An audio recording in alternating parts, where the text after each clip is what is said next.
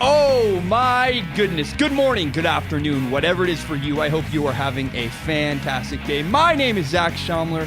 This is Strong Opinion Sports. Today is Friday, January 12th. I am so excited for today's podcast. It's a weird one. It's a little bit shorter than normal. I had a guest.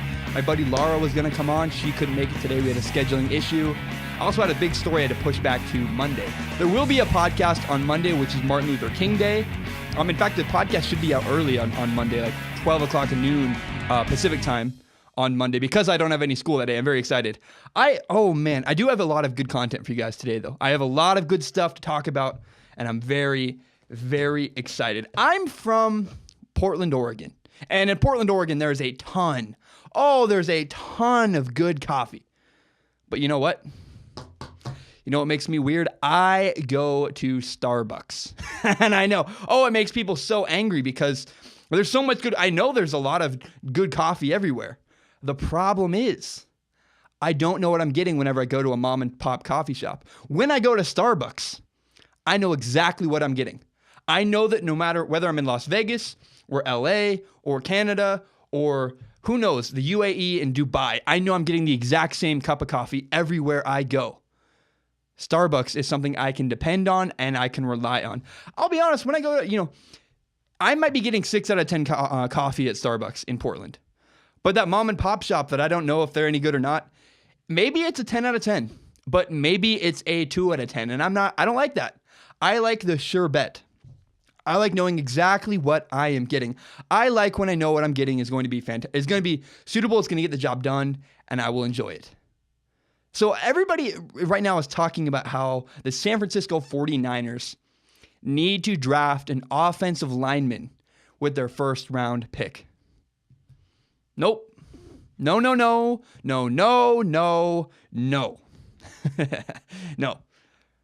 Minkah Fitzpatrick. That is who the 49ers should draft with their first round pick. He's a defensive back. He plays for Alabama, or he did play for Alabama. He just declared for the NFL draft, obviously. But we know he can play. And not only do we know that he can play, we know he can play immediately. You can insert Minkah Fitzpatrick into the 49ers roster, and he can play week 1 of next year's NFL season. I will take the sure bet. I will take something that I know will be successful. USA Today called the offensive line play an epidemic. And Washington Post said there's an offensive line crisis. That's because even the best recruits, even the best offensive line recruits coming into the NFL are not really ready for the NFL. College is way behind the NFL. The game is different. The game is completely different. You have guys entering the NFL draft that haven't been in a three-point stance since high school. The game in college is just very different from the NFL. Different techniques are used. There's different fundamentals. It's not the same game. I really think here's what the 49ers should do this. They need more offensive linemen. So you draft Minkah Fitzpatrick and you get an offensive lineman through free agency. Get a guy you know will work. Because you see a lot of guys they're not ready for 2-3 years. And the 49ers don't have 2-3. I mean, they do technically with contracts, but get a guy that can contribute next year. So what the 49ers should do, again, draft Minkah Fitzpatrick. Your defensive line is awesome. Get some help behind Solomon Thomas. Get some help with the defensive backs. Get the sure bet. Again, sign a veteran offensive lineman. Sign an offensive lineman who's proven himself and you know will work. I like the sure thing. I don't want to take a risk on something. Like, you can't miss. The 49ers can't miss on their first round draft pick. No. Get something you know will be successful. Minkah Fitzpatrick, you know will be successful. And even if it's not Minkah Fitzpatrick, get Calvin Ridley. Get someone. Get a guy who you know you can plug into your roster and he can play next season. But I would choose Minkah Fitzpatrick. If I'm the 49ers, if I'm John Lynch, the 49ers general manager, I like Minkah Fitzpatrick. I think he's a great pick. That is who the 49ers should pick next season. They should not pick an offensive lineman. It's going to take too long to plug him into your roster. Go get offensive linemen through free agency. Those are guys that can play next year. I want the 49ers to win next season. God, I sound like a 49ers fan. It's funny, but I like the sure bet. I'll get 6 out of 10 Starbucks coffee because I know I'm going to enjoy it. I don't want to go to that random coffee shop and maybe it's good, maybe it's an 8 out of 10, maybe it's a 10 out of 10. But what if it's a 2 out of 10? You know what I mean? Get the sure bet. So the 49ers should draft Minkah Fitzpatrick with their first round pick. Oh, I have a great show coming up. It really is. Again, it's one of those weird Fridays. It's a shorter episode today, but it's to the point. I am not wasting your time. I have a great episode today. I'm going to talk about, I think the MVP race is stupid. I'm going to get to that later. We'll talk about Blake Bortles and who can beat the New England Patriots. You can subscribe to Strong Opinion Sports on iTunes, on SoundCloud, and on YouTube. I know I keep promising Google Play and what's the other one? Spotify. They're coming. They are coming. In fact, I think this weekend I'm going to finally break ground and get that happening. There's a lot of stuff behind the scenes I need to work on. Share this with your friends. Tell your friends about Strong Opinion Sports. That is my plan. That is how I plan on growing and building Strong Opinion Sports. Whatever your platform you're watching on, there's a link somehow. Share a link. Share the URL. Share the link on Facebook, on Twitter, on Instagram with your friends. Tell your friends about it face to face. Share Strong Opinion Sports with your friends. Tell your friends and help me grow, please. We're growing like crazy, actually. We're almost at 300 subscribers. And 2 weeks ago, I was very excited because we got to 100. So it's cool. We're growing very quickly. All right. Earlier this year, I was on the sideline of the Stanford-Washington State football game. It was up in Pullman, Washington, where I live and go to college. It was raining really hard. I was holding a parabolic mic, which is that big, like, turtle shell thing that looks like it's a clear turtle shell you're holding on the sideline. They're the guys that get run over all the time, actually. You're ever watching an NFL game, some guy with a big circle device gets run over. That's what I was doing. But what's cool about this game is I had Mark Helfrich in my ear the entire game. I got to hear the whole broadcast, and even when he wasn't live on the air, I got to hear the guys' conversations with the other broadcasters on the network. It was very fascinating. I got to hang out with Mark Helfrich basically for 3 hours. Not really, not in person, but I got to hear everything he said for 3 hours. It was awesome. And then I got to meet him in person. I got to shake his hand. Really great guy. I love Mark Helfrich. Mark Helfrich, I became a fan of him because of this experience. It was awesome. He knows football. He's a great dude. He's very nice. He's very gracious to me. It was awesome. And earlier this week, Mark Helfrich was named the new Bears offensive coordinator. I think it's a great move. I like Mark Helfrich. I'm a fan of him. He understands quarterbacks. This is a great move. It's a really good move. He played quarterback at Southern Oregon. I'm from Portland, Oregon. He was then the quarterback coach and moved up at Oregon. Now he's coaching with the Chicago Bears. Mark Helfrich understands the position of quarterback. So you have now the head coach and the offensive coordinator. Both were quarterbacks growing up. They are going to tremendously help Mitchell Trubisky. The Chicago Bears are doing a ton. They are giving Mitchell Trubisky all the support he needs. It's awesome. It's really great. I love it. It's funny, where I live in Oregon, I'm from Portland, everybody in Portland freaked out. They were so angry. Oregon Duck fans were like, he's the worst. That's a terrible hire. Mark Helfrich doesn't understand football. He's a horrible coach. Bad play call. Yada, yada, yada. Oh, yikes. Yikes, man. People were angry, and they think Mark Helfrich is a bad coach. It's really funny, though. Until Mark Helfrich lost Marcus Mariota, we thought Mark Helfrich was a genius. Did we not? You got to remember, when Mark Helfrich struggled at Oregon, he didn't have a quarterback. Now, that might be his fault for recruiting, but that's not his fault for understanding the game of football. Mark Helfrich, again, maybe he's not a great recruiter, but Mark Helfrich understands the game of football. He does. I heard the guy for 3 hours. He knows football really well. I was impressed. And I know football, I think, pretty well. It was fun. It was enjoyable. Bill Belichick couldn't win in the NFL without a quarterback. Bill Belichick got fired by the Browns because he didn't have a quarterback. You need a quarterback to win, especially in Mark Helfrich's offense. And it's fun. Another thing's interesting about the Oregon Ducks. The minute Mark Helfrich finally found a quarterback, Justin Herbert, the great quarterback right now for the Ducks, they're kind of their future, they fired him. He finally got the right guy, and they fired him. It's like, oh. So I think Helfrich is a good coach. I like him a lot. He's really understands the game of football. And he's a great guy. He understands quarterbacks. I think him being hired by the Bears is a great move. Now, and before I get attacked, by the way, I know that I have argued that college football and the NFL are different. That in college football, you can get away with having a bad quarterback, whereas in the NFL, you need to have a quarterback. You can get away with having a bad quarterback in college football if you have better athletes. Better athletes beat better quarterbacks in college football. Not the NFL, because the NFL, it's all a level playing field. But do we need to dispute Alabama has better athletes than the University of Oregon or Washington State or Toledo, right? I mean, it's not a level playing field. But again, Nick Saban still needed a quarterback to win the national championship. My point is, you can't criticize Mark Helfrich. So Nick Saban can get away with winning without a quarterback. Mark Helfrich could not at Oregon because his athletes were not top-tier freaks of nature like Alabama and Florida and LSU have. He was working with, they were, sure, speed, that's great, but they're not going to overpower Alabama. You need a great quarterback to win in Mark Helfrich's system. That's how it is. That's it's just funny. They never gave, the minute he didn't have a good quarterback, scrutiny was turned on, and he never had it. He had Vernon Adams, some other guy that was terrible. He finally got Justin Herbert, and the Ducks fired Mark Helfrich. I never liked that. I never talked about it. I didn't have a show back then. I thought it was a bad move. It bothered me. So I think Mark Helfrich is a great coach for the Chicago Bears. I really do. He gets quarterbacks. He's a guy from Oregon like I am. He understands it. He gets it. He's a very nice man. I shook his hand. He was so gracious. I was nobody. I was holding a mic, basically. He was a very gracious, good person. It was just really cool. You can't win with the internet. You can't win with the internet. People are awful. People are so mean. I get comments on YouTube all the time. Quit trying to be like ESPN. You suck.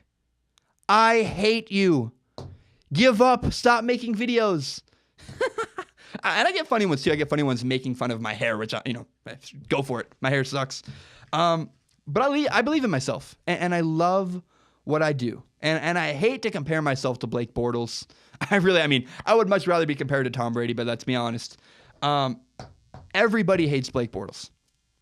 Everybody. And I see a parallel with Blake Bortles, and I've gotten horrible internet hate. Blake Bortles is dealing with a lot of horrible internet hate. Everybody hates Blake Bortles. And yeah, I wish his stats were better. I wish the Jaguars quarterback had better stats. But he has delivered, hasn't he? He won a playoff game. He's done good. He got his team to the play. He won his division, got his team to the playoffs. I know you can argue the defense is better, but at the end of the day, you got to win games. It's funny, in the preseason, I came down hard. Go back to I think it was my first show of this podcast ever. I was so hard on Blake Bortles. That guy, in the preseason, his head was all over the place. He had no confidence. You could see it through the television screen. And you couldn't just see it through the television screen. You could feel it through the television screen. He just did not have any confidence. He didn't believe in himself. His body language was awful. It was in his head. Well, the pressure's been on him. The pressure's been extremely high. I think we need to ease off of Blake Bortles just a little bit. The Jaguars made the playoffs. He got the Jacksonville Jaguars to the playoffs. Do you think we'd say that a couple years ago? No. No way. Blake Bortles is not perfect, but Blake Bortles has done his job. Hell, he won a playoff game. You know who hasn't won a playoff game? Derek Carr, Matt Stafford, Kirk Cousins, Andy Dalton, Dak Prescott. Five quarterbacks everyone assumes are better than Blake Bortles have not won a playoff game, and yet Blake Bortles has. I think Dak Prescott is a really good comparison to Blake Bortles. I really do. I think that's they're about the same level. Yet it's funny, Dak Prescott is a franchise quarterback. He's a quarterback of the future for the Dallas Cowboys. And yet we can't embrace Blake Bortles. He's not perfect. He's not. But he's won games. He's done his job. That's how we judge people. Do you win Super Bowls? Do you win games? Because if you don't win games, we criticize Peyton Manning for not delivering in big moments, for not winning games when it mattered. Blake Bortles won a playoff game. He beat Russell Wilson at home. He beat Russell Wilson in Seattle. Did he? Maybe it was in Jacksonville. I don't remember. But he made the playoffs. And Russell Wilson did not make the playoffs. So there's an interesting storyline. I think I screwed up the Jacksonville Jaguars thing. Whatever. Move on. The Steelers game this weekend is very interesting. Blake Bortles plays his second playoff game. Blake Bortles is playing the Pittsburgh Steelers in Pittsburgh. And Blake Bortles has a huge, huge opportunity in front of him. Blake Bortles can control the narrative around his career with this moment. This is why Blake Bortles right now is the biggest story this weekend in the playoffs. Blake Bortles, if he beats the Steelers, solidifies him. I will defend Blake Bortles to no end. If Blake Bortles can pull it off and beat the Steelers, I will arch my back and defend Blake Bortles till the cows go home. You can hate Blake Bortles all you want. He won a playoff game. He beat Russell Wilson. He's done his job. And that's about all you can ask. I know I'd love to see his stats be better. I really would. But you're criticizing a guy who got his team to the playoffs. And he's played really well at times. He's not perfect. But if Case Keenum's a franchise quarterback and Dak Prescott's a franchise quarterback, why are we leaving Blake Bortles behind? I think it's kind of absurd. We need to ease off of Blake Bortles just a little bit. Oh, man. Let's be honest. Let's be very honest here. Sports are the biggest soap opera on TV. Sports is the biggest soap opera on TV. I love it. I embrace it. There are fantastic stories going on right now in the world of sports. I love it. I'm all in. And yet you guys say sports is not about drama. You say, Zach, sports is all about the game. No, it's not. No, it is not. It is for some people, for a few people who understand the higher level of football. They have higher knowledge. I know football really well. I can read a defense. I can break down cover two. I can break down a football game. You probably can't. Not a lot of people can do that. But some people know baseball really well, or they know basketball really well. They understand how the game works. And for you, great. I understand the nerdy science of football. But for most people, sports is about revenge between LeBron James and Kyrie Irving. It's about hating Tom Brady or celebrating when the New Orleans Saints can rise from the ashes of Hurricane Katrina. The Cubs didn't win a World Series for 100 years. Sports is about stories, and it is about drama. Sports is about drama. So I started writing my bit about why Tom Brady should be the NFL MVP. And then I started writing my little short bit about why LeBron James should be the NFL MVP, or the NBA MVP. And I realized, what am I arguing about? Validation? My guy won? What is this? I said LeBron James was the MVP and I got it right. My guy won. I was right. You were wrong. Based on what? There's no definition for most valuable player. There's not. Look it up. Go to NFL.com. Nothing. Go to NBA.com. Nothing. Wikipedia says it's based on the guy who has the best performance, but I can't find that anywhere. I can't find anywhere it actually defines it that way. That's because it's ambiguous on purpose. The leagues don't want to define what makes an MVP. The leagues don't want to define what most valuable player actually means because sports are about drama. All these blog posts, all these discussions, what's your criteria? How do you define valuable? All this stuff, this whole narrative, all these talking points. It helps the league. It's created by the league and it helps the league. Sports helps the media helps sports. For example, is MVP, is that the best performance, which means the guy with the best stats? Or is it valuable? Because if it's valuable, LeBron James and whatever quarterback played best in the NFL that year, those are the MVPs every year. LeBron James would be the NBA MVP for 10 years in a row. Because valuable is LeBron James. So what I'm going to do next episode, I'm going to make my own criteria. And you can hate it, you can love it, we'll argue about it. It'll be fun. I'm going to play the game. But I wanted to point out the circus that, what are we doing? You can't win a game with no rules, and there are no rules. There is no actual rule book. There's no definition for what makes a most valuable player. it's supposed to create arguments. I understand that. And it's good for sports. It really is. To have think of how much content is out there about MVP. For, against, criteria, everything. Everybody talks about MVP all the time. But it's a thing that's created to form a narrative. So I don't care. I don't know. I just, what's better for the NFL right now?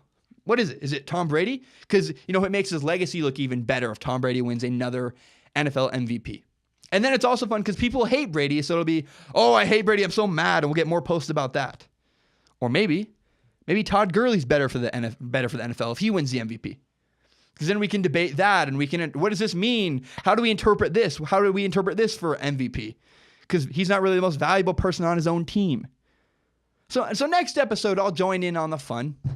I will pick who I think the NFL MVP is. I'll pick who I think the NBA MVP is at this point. I'll make my own criteria, what I think MVP actually stands for. But I just wanted to point out, most valuable player is kind of dumb. It's kind of dumb. Without a definition, most valuable player is kind of meaningless. Because we don't have any standard. We don't have any way of knowing. It's not black and white. It's all about arguing. And it's there to argue. And I wanted to point out the circus. Because you can't find the definition of most valuable player anywhere. And I just think that's weird. I wish there was I don't. It's better that there's not a clear definition. Because again, there's way more, for me at least, there's way more things I can talk about if we don't have a defined way of arguing. Because you'd end the argument right there. If you said it's about valuable, bam, it's always LeBron. No question, right? So you can't define it if you're one of the leagues. But I wanted to point out, it's kind of hard to, how can you be right and I be wrong when there's no clear rules? I want to point that out. The NFL MVP, any MVP is kind of dumb. Oh, there's some great football this weekend. There's some fantastic football games. I am very, very excited. The Vikings and the Saints is going to be unbelievable. It's a great matchup. Two dome teams, great defenses. Both can run the ball. I think Drew Brees is a better quarterback. I'm going to pick Drew Brees to win, but I think it's kind of a coin flip. I really don't know. Because the Vikings are just, their defense is outstanding. And they have a quarterback. That's going to be interesting. Now, the most interesting game this weekend, for me at least, is the Steelers and the Jaguars. Again, it goes back to Blake Bortles. Can Blake Bortles win a playoff game over the Pittsburgh Steelers? Because again, if Blake Bortles can win a playoff game over the Pittsburgh Steelers, I will staunchly defend him till the day I die. Because then he beat the Steelers. He would have beaten the Bills, which is not a huge win, but it's a playoff win. He'd have 2 playoff wins.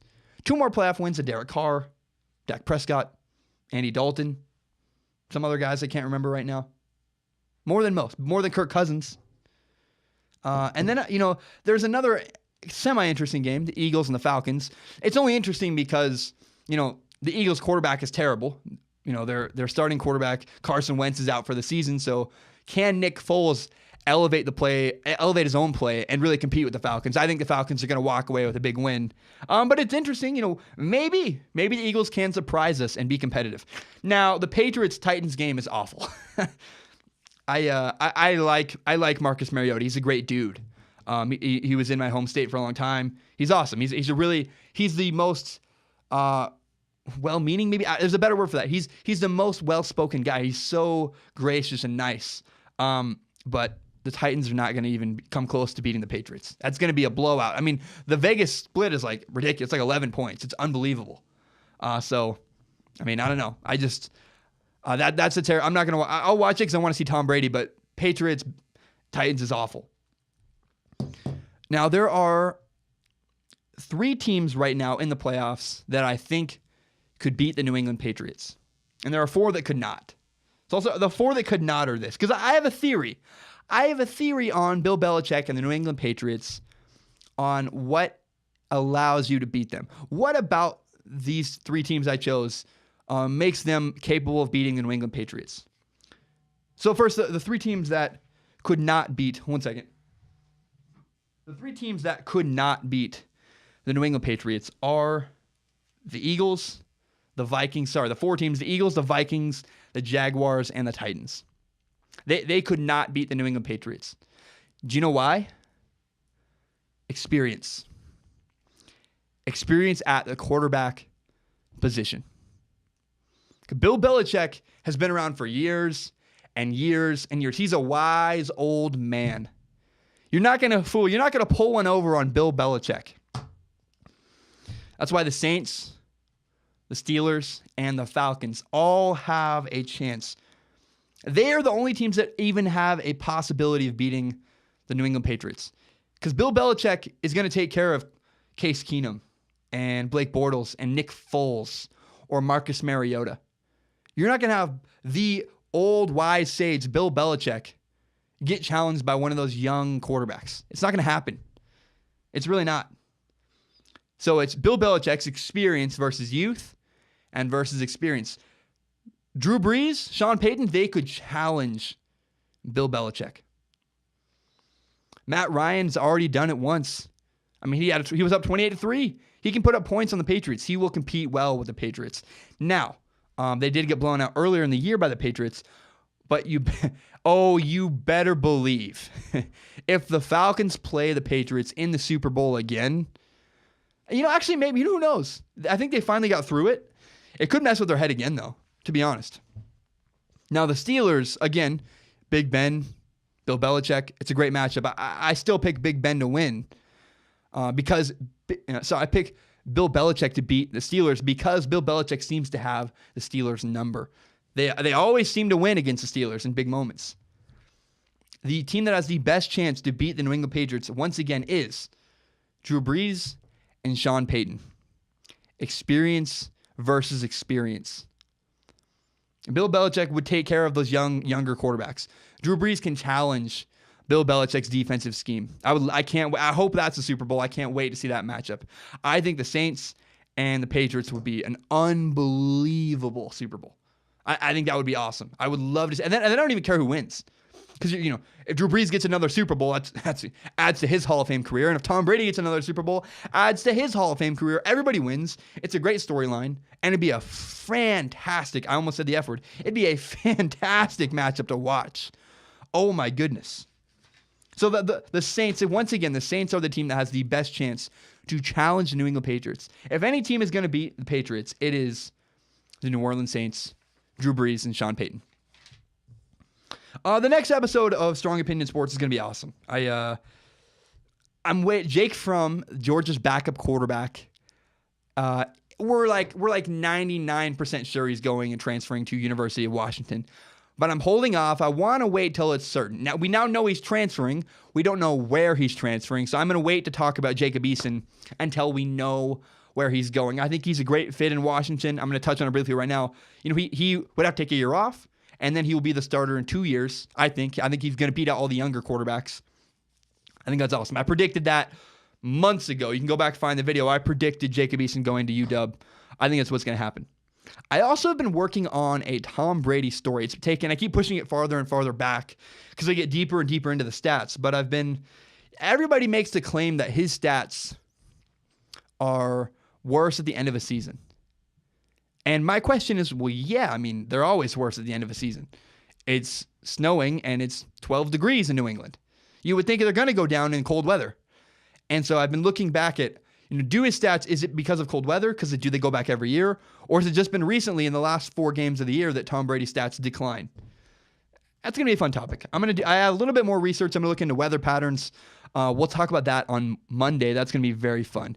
You can subscribe to Strong Opinion Sports on iTunes, on SoundCloud, and on YouTube. You can find the full entire hour-long podcast on YouTube. You can also find my best and most interesting clips. Share this podcast with your friends. You're watching this somehow, whether you're on YouTube, on iTunes, on SoundCloud, there's a way to share a link. Share the link on Facebook, on Twitter, on Instagram. Tell your friends about it face-to-face. Share Strong Opinion Sports with your friends. That is my game plan. That is how I plan on growing this show. My name is Zach Schaumler. Thank you so very much. I love doing this podcast. It's my passion project. It's my favorite thing, undoubtedly, in the entire world. I love doing Strong Opinion Sports, and I'm really grateful that you guys have supported me so much. And it's fun. It's cool. I love doing it. This episode probably won't go up till like after midnight because I have to go somewhere in about literally 5 minutes. But man, I love doing this, and we've grown on YouTube so much. I mean, we went from 100 subscribers 2 weeks ago to we're about to break 300, which is just like, that's really cool. I think there's a lot of growth left to go, and I think we're just on an upward trend, and I'm so grateful that you guys listen and watch, and I'm going to put it on Spotify soon, hopefully this weekend. I'm working on getting onto Google Play. That's a harder process, and I want to say thank you so very much. I love doing this show, and this show doesn't work without you guys, so thank you so very much for supporting me. My name is Zach Schaumler. I hope you have a great weekend. Enjoy the football games on Saturday and Sunday, which is tomorrow and day after that. I hope you guys have a great night. My name is Zach Schaumler. Take care, guys. Bye. Bam.